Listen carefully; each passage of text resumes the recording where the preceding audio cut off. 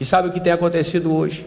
Muitas pessoas têm tocado nas coisas de Deus de qualquer maneira, e algumas coisas têm acontecido na vida dessas pessoas, ou deixado de acontecer, porque tem levado as coisas de qualquer jeito. Então esse texto vem nos mostrar que Deus, Ele é amor, mas Ele também é fogo consumidor. Repita comigo: Deus é amor, mas é fogo consumidor.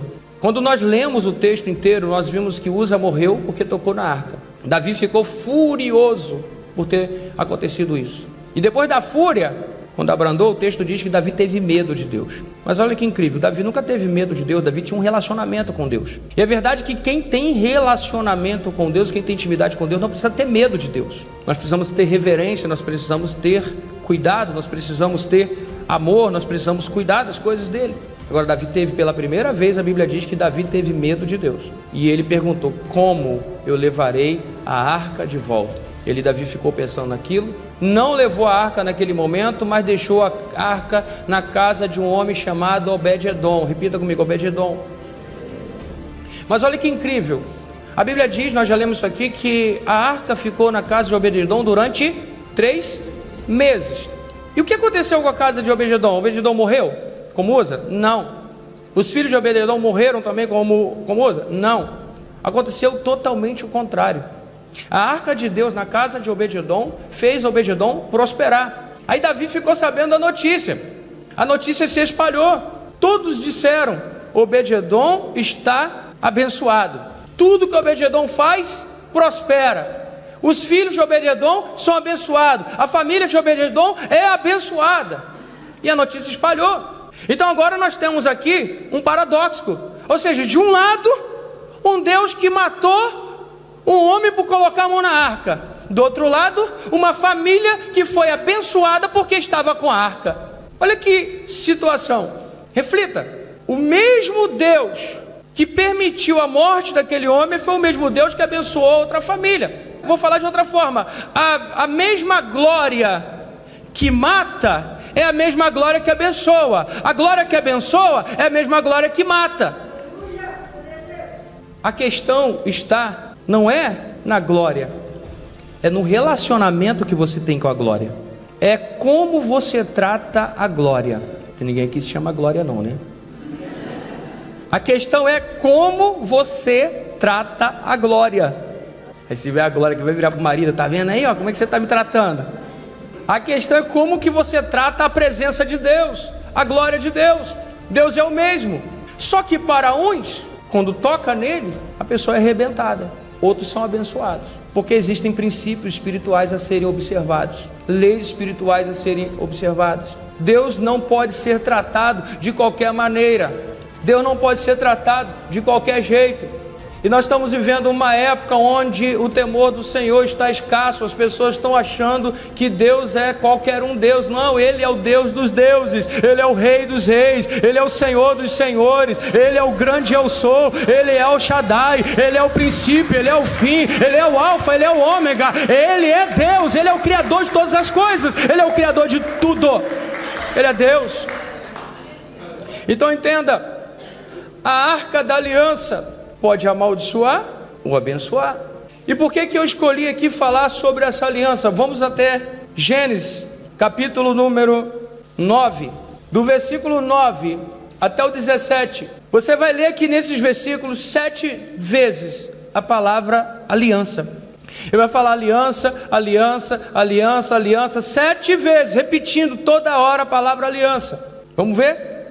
Agora eu vou fazer a minha aliança com vocês e com os seus descendentes e com todos os animais que saíram da arca e que estão com vocês, isto é, as aves, os animais domésticos, os animais selvagens, sim, todos os animais do mundo. Eu faço a seguinte aliança com vocês: prometo que nunca mais os seres vivos serão destruídos por um dilúvio, e nunca mais haverá um dilúvio para destruir a terra, como sinal desta aliança que estou fazendo para sempre com vocês e com todos os animais. Vou colocar o meu arco nas nuvens.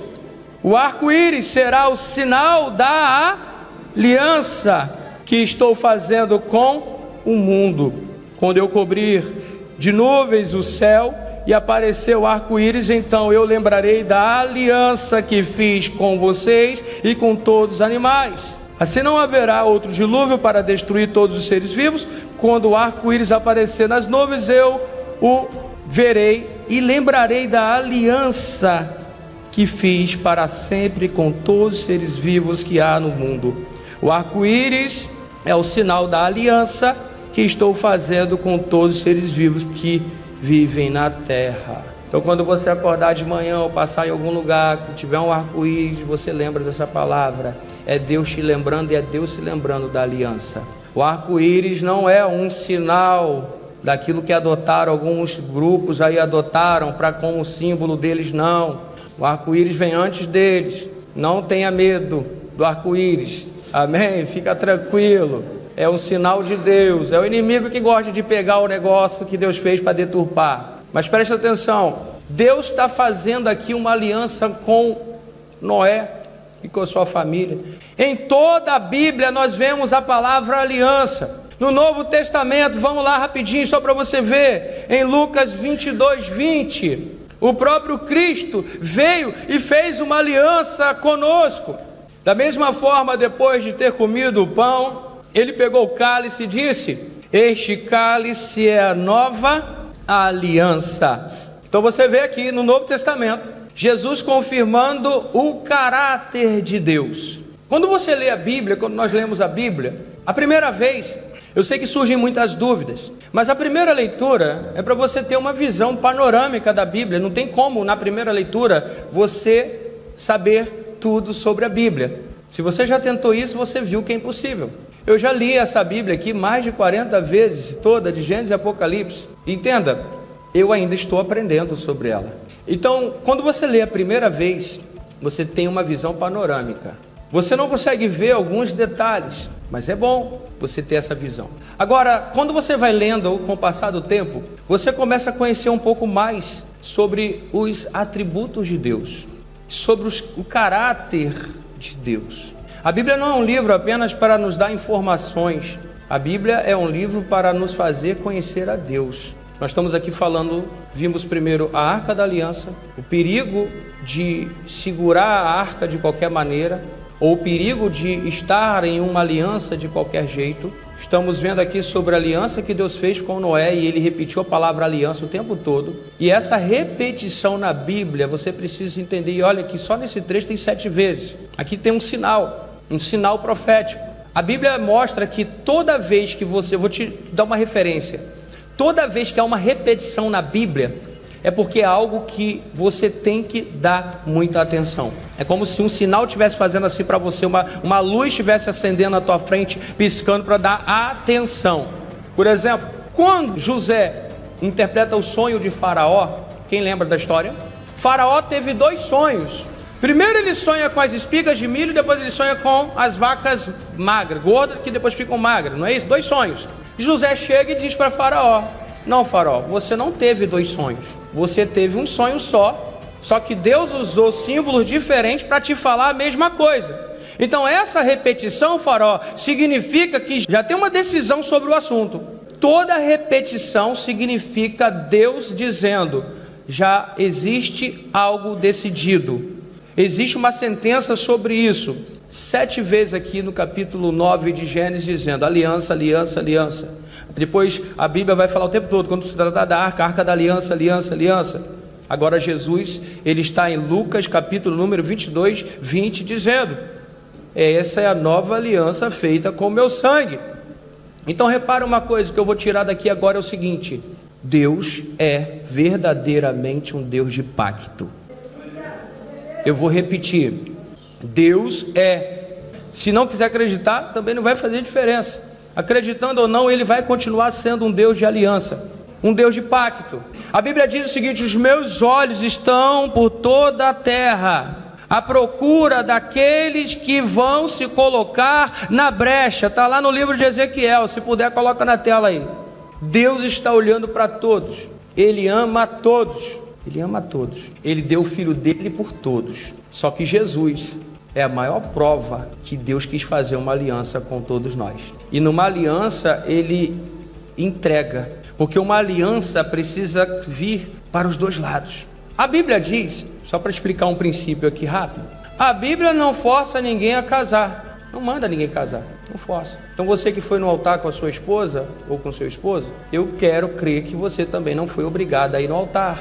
Mas entenda, quando você vem para o altar com uma pessoa, aplica-se Eclesiastes capítulo número 5. O que está lá em Eclesiastes número 5? Está dizendo o seguinte: é melhor não votar ou fazer voto e pacto, aliança, são palavras diferentes para a mesma coisa. É melhor não votar do que se você votar e não cumprir, é um sacrifício de tolo. Você está fazendo um sacrifício de tolo. Então é melhor não votar. Mas se votar, você tem que cumprir.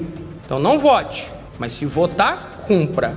E se você estudar o capítulo inteiro, e não só o capítulo inteiro, mas a Bíblia, você vai perceber o seguinte: as coisas mais extraordinárias de Deus, as coisas mais profundas de Deus, Ele revela para pessoas que têm uma aliança com Ele, que têm um pacto com Ele, que têm um voto com Ele.